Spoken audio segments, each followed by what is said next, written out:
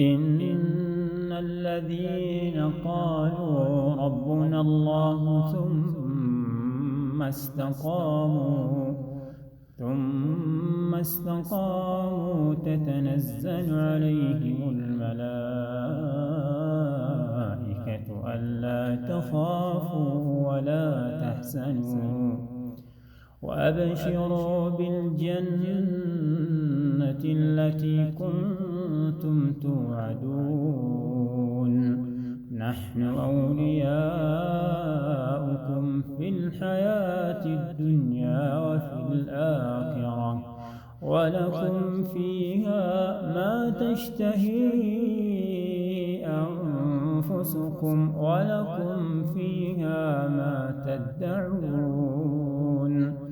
نزلا من غفور رحيم ومن أحسن قولا ممن دعا إلى الله وعمل صالحا